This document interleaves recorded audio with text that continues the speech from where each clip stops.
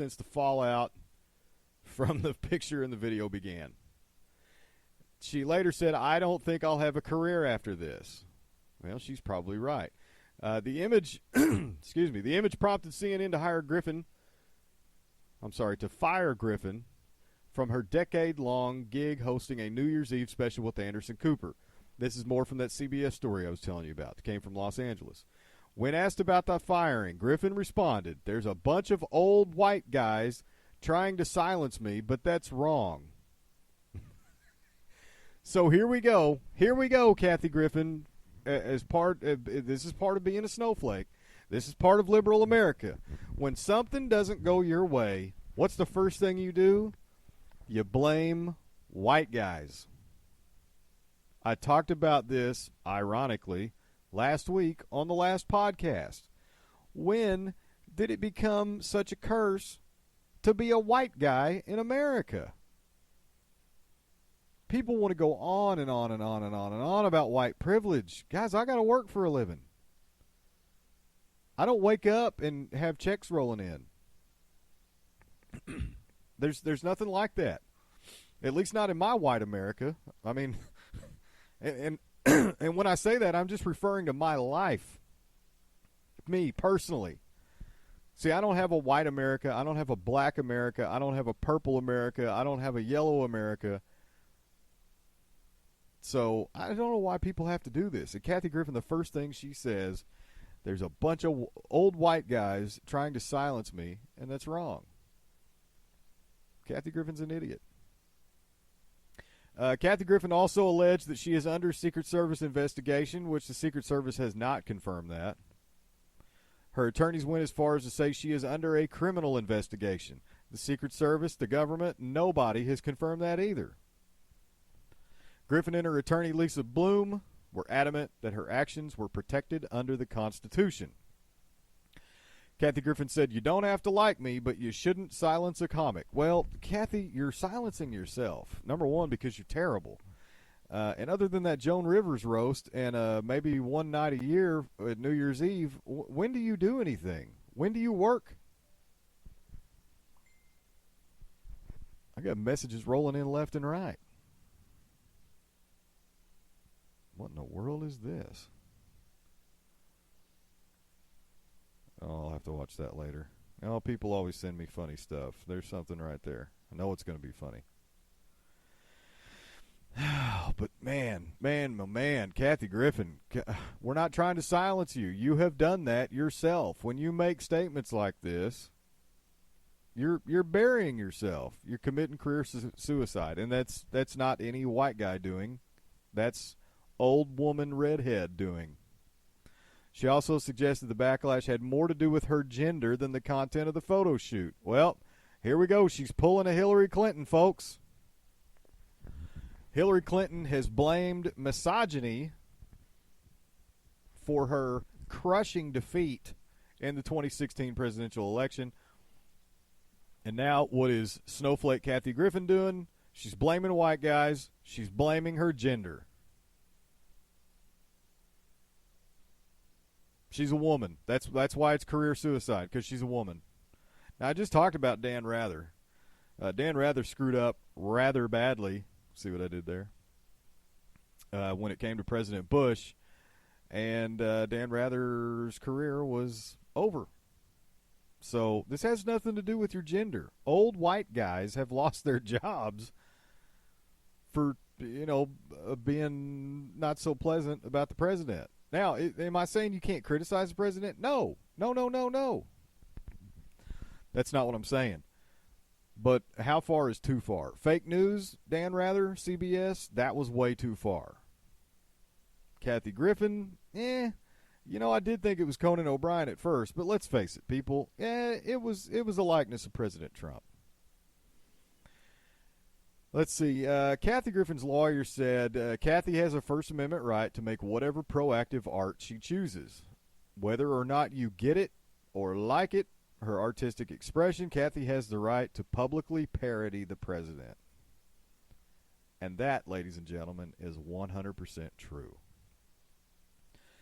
Her lawyer also stated that the photo was a parody of Trump's own sexist remarks taken to an extreme, referring to Trump's interview with CNN last year regarding anchor Megyn Kelly, in which Trump said Kelly had blood coming out of her eyes, blood coming out of her everywhere. Trump tweeted Wednesday that Griffin should be ashamed of herself for posting the images. President Trump said, "My children, especially my 11-year-old son Barron, are having a hard time with this. It's sick." Now, I can understand an 11-year-old kid having a hard time seeing a picture like that. But the rest of you, come on, people, you're grown. You're grown men and women. Trump kids. I mean, I like every single one of you, but grow up. Kathy Griffin's lawyer dismissed the idea that she intended to disturb or target Barron Trump or any other children with the photo. You know, if you're letting your kids look at things that they have no business looking at on Twitter, on social media, then parents, you're the problem. Okay? If you don't want your kids seeing things like this on Twitter, don't let them use Twitter. If you don't want them seeing things like this on the internet, don't let them use the internet. We didn't have the internet when I was a kid. I mean, it existed somewhere. I'm sure the military had it. Somebody, the government had it. Somebody did, but we didn't use the internet. I remember when I was in high school and AOL came out. What a dial-up nightmare that was. Then you got in my house, you had 3 kids, 2 parents, all fighting for phone time. A lot of us trying to get time on AOL to check our emails and our instant messages on dial-up. Come on. We didn't have all this crap. There was no social media. We didn't use it. So why do I say, parents, if you don't want to let your kids use social media, you don't want them seeing stuff on social media, don't allow them to use it? Well, because it can be done. And if you're a snowflake parent these days who says, oh, but kids need Twitter, you are the problem. When I saw how filthy InstaSnap or Snapface or what, Snapchat, when I saw how filthy that could be, I didn't want my son using Snapchat. But guess what? He lives with his mom. His mom paid for his phone. She lets him do whatever he wants with it. That's fine. Whatever. I have no say in the matter.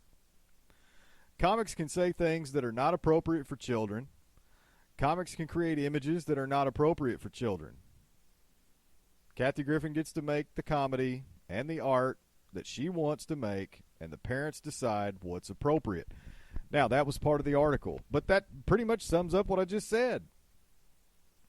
The parents decide what's appropriate. Parents, if you are seeing all this stuff and you don't think it's appropriate for kids, don't let your kids watch it. Don't let your kids read it. Don't let your kids have access to it. But don't sit around and act like a bunch of victims because it's on the internet. Come on. Kathy Griffin's lawyer said nothing in that piece had to do with Barron Trump. Meanwhile, the lawyer claimed Friday she has received hate mail for representing Griffin. She posted the following on Twitter prior to Friday's news conference. She said, "To all you sending me hate mail today for my representation of Kathy Griffin, I have this message for you. XO, Lisa." The 56-year-old Kathy Griffin has faced controversies before for her abrasive humor, but none as widespread as the one generated by Tuesday's images. Now, the photographer Tyler Shields was not present at the news conference. He posted the following tweet on May 26th. "Can you go to jail for making an artistic statement? Asking for a friend."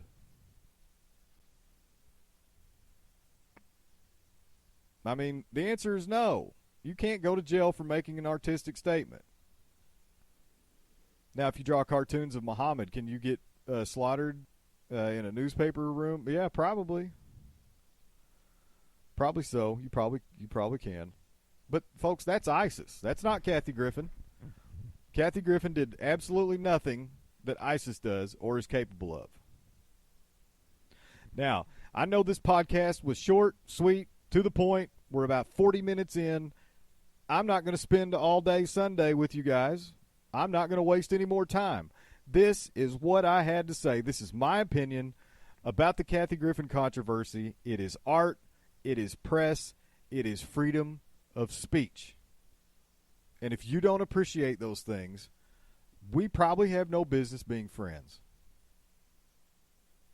Because I served this country, I spent time in a combat zone for this country and for the freedom of other people, freedom and democracy around the world, so that people have rights. We have the right to free press. We have the right to free speech. That's a fact of life. That's how I'm going to leave you, folks. I appreciate you listening. And there's the music, so my producer is telling me to get out of town.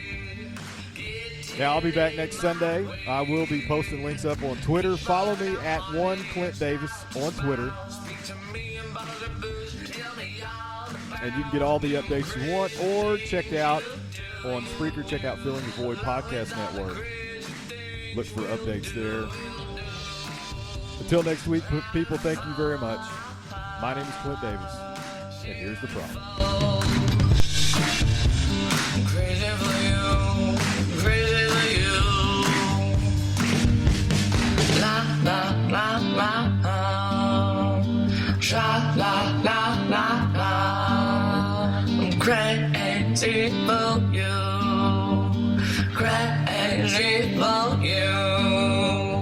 La.